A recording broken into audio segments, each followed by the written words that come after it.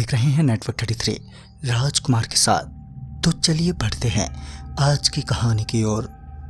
उस रात जब मैं पार्टी से निकला तो मुझे ये अंदाज़ा नहीं था कि इतनी रात हो चुकी है।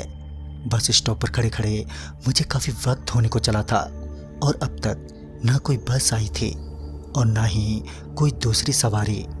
ऐसे में मैं इसी उधेड़बुन में था कि वापस घर कैसे लौटें कि तभी मुझे याद आया कि पार्टी में नरेश भैया दिखे थे। वैसे तो नरेश भैया से मेरी खास बातचीत नहीं है, मगर ऐसे ही मोहल्ले में होने के कारण हाय हेलो हो जाता है। मैंने उन्हें तुरंत ही फ़ोन किया और पूछा, भैया आप घर पहुंच गए हैं क्या? इस पर नरेश भैया जवाब देते हुए बोले, नहीं अभी तो नहीं, अभी तो मैं यहीं रेलवे फाटक को ही क्रॉस किया है, मगर तुम ये क्यों पूछ रहे हो? फिर मैंने कहा, वो क्या है कि भैया मुझे काफ़ी देर हो गई है पार्टी से निकलते निकलते और अब कोई सवारी भी नहीं मिल रही है, तो सोचा आपसे ही पूछ लूँ। इस पर भैया बोले, अरे तो तुम मुझे पार्टी में ही बोल देते साथ चलने के लिए।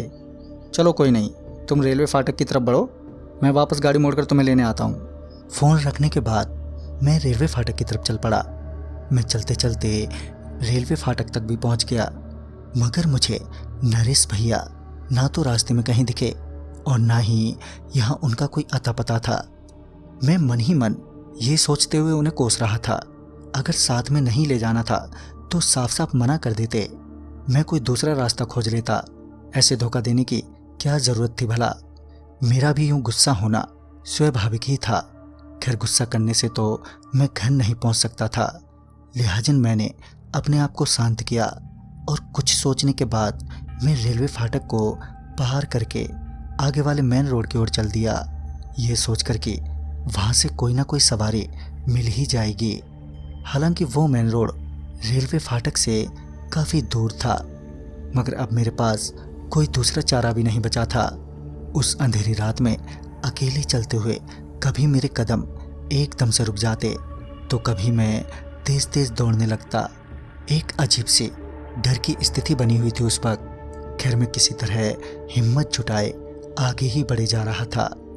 मुझे सामने एक बाइक गिरी हुई नजर आई और जब मैं उस बाइक के करीब पहुंचा तो मुझे वो बाइक थोड़ी जानी पहचानी लग रही थी। फिर जब मेरी नज़र बाइक पर बने स्वास्तिक पर पड़ी तो मैं समझ गया कि ये नरेश भैया की बाइक है। मगर नरेश भैया अपनी बाइक ऐसे सड़क पर छोड़कर कहाँ चले गए? मैं उन्हें आवाज़ देते हुए उन्हें आसपास ढूंढने लगा और कुछ ही देर में मुझे नरेश भैया सड़क से थोड़ा दूर हटकर कुछ लोगों के साथ बैठे हुए नजर आए। उन्हें देखते ही मैं उनकी ओर बढ़ा और जैसे ही मैं उनके करीब पहुंचा तो मेरी एकदम से सांसें बैठ गईं, पूरा शरीर सुन्न पड़ गया। दरअसल नरेश भैया उन दूसरे लोगों के साथ बैठे नहीं थे, बल्कि वो दूर से इंसान जैसे दिखाई पड़ रहे थे। वो सभी शैतान थे जिन्होंने नरेश भैया को जान से मार दिया था और उनका पेट फाड़कर उनके अंदरूनी अंग खा रहे थे।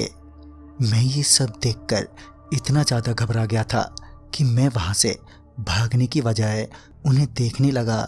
और फिर जब उन शैतानों में से एक ने जब नरेश भैया के आँख में अपनी उंगली घुसाकर उनकी आँख बाहर निकाली तो ये देखकर मेरी ज़ोर से चीख निकल गई। मेरे चीखते ही उन शैतानों की नज़र मेरे पर पड़ी और वो सभी एकदम से खड़े हो गए। अब वो सभी शैतान मेरी ओर देखने लगे थे।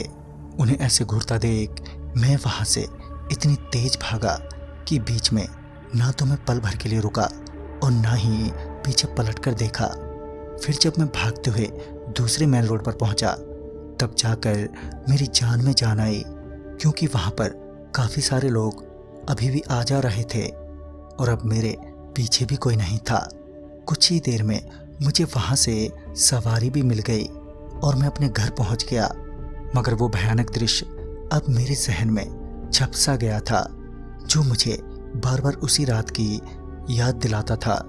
बाद में पता चला कि बहुत पहले जब वो रास्ता बन रहा था तो रात रात भर काम होता था और ऐसे ही एक रात खाना खाने के वक्त मजदूरों में खाने को लेकर गहमा गहमी हो गई। जिसके चलते वो झगड़ा इतना बढ़ गया था कि उसमें बहुत से लोगों ने एक दूसरे की जानें ले ली। कहते हैं कि उनकी भूखी और अतृप्त आत्माएं आज भी अपना पेट भरने के लिए उसी रास्ते पर भटकती रहती हैं। तो दोस्तों, इस कहानी में बस इतना ही। तब तक के लिए बाय एंड टेक केयर।